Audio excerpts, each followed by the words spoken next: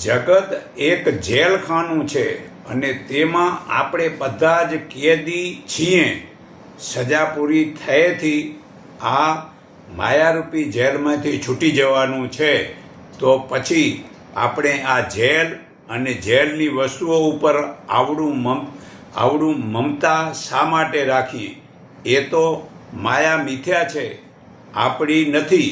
આપણે તો ફક્ત સજા પૂરી થાય ત્યાં સુધી તે વેતરું જ કરવાનું છે. જુઓ, જેવી રીતે આપણા શરીરનો એક ઇન્દ્રિયનો સ્વચ્છ બનાવવા બીજી ઇન્દ્રિય પ્રયત્ન કરે છે, પણ તે ઇન્દ્રિય એનું અભિમાન કરતી જ નથી, કારણ કે બધી જ ઇન્દ્રિયો એક જ શરીરના અવયવો છે અને શરીરનો માલિક તે આત્મા એક જ છે. તેની જ પ્રમાણથી એક જીવ ઇન્દ્રિયોની બીજી ઇન્દ્રિય સંભાળ રાખે છે, પોતાની ફરજોને પૂરી કરે છે. તેમાં જો એક ઇન્દ્રિય બરાબર કામ ના કરે તો શરીર ચાલતું નથી. તેવી જ રીતે આપણું આ શરીરરૂપી આ સૃષ્ટિરૂપી નાટકના ઇન્દ્રિયો રૂપી જીવ માત્ર છીએ. બધા જ જીવાત્મા આ સૃષ્ટિનો નાટક ભજવા માટે આવ્યા છીએ.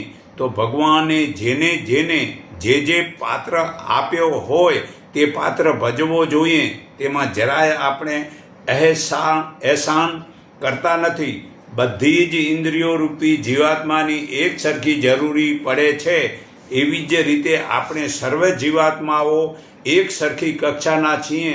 તેમાં કોણ નાનો અને કોણ મોટો છે, કોણ ઊંચી જાતનો અને કોણ નીચી જાતનો, તે પછી વૃક્ષ વનસ્પતિ હોય કે પશુ પક્ષી કે મનુષ્ય કે દેવ દાનવ હોય, તે બધા જ જીવાત્માને સમાન ભાવ રાખીને ઈશ્વરના પ્રમુખપણ નીચે પોતાની ફરજ પૂરી કરવા માટે જે મનુષ્ય જીવે છે તેવા લોકોને કોટી કોટી વંદન હો. દરેક મનુષ્ય પોતાની બુદ્ધિ વડે સૃષ્ટિ બનાવે છે. જુઓ, મજૂર પોતાના શેઠની વચ્ચે સૃષ્ટિ બનાવે છે, વળી વેપારી પોતાના ગ્રાહકો સાથે સૃષ્ટિ બનાવે છે. તેમ રાજા પોતાના રાજ્ય અને બાજુના રાજ્ય વચ્ચે સૃષ્ટિ બનાવે છે. માટે પોતે જીવ, સૃષ્ટિ અને ભગવાન આ ત્રણેય એક જ છે. માટે ભગવાને જે ઘેર જન્મ આપ્યો છે તે કર્મ કરવું તો સૃષ્ટિરૂપી નાટક બરાબર ચાલે છે. પણ હાલમાં બધાને ડૉક્ટર, વકીલ ને ઇજનેર બનવું છે, તો સૃષ્ટિ કેમ ચાલે? તો ભક્ત, દાતા અને સૂર્ય સંતાન બને તો સારી સૃષ્ટિ ચાલે. તો ભક્ત, દાતા અને સૂર્ય સંતાન બનાવો.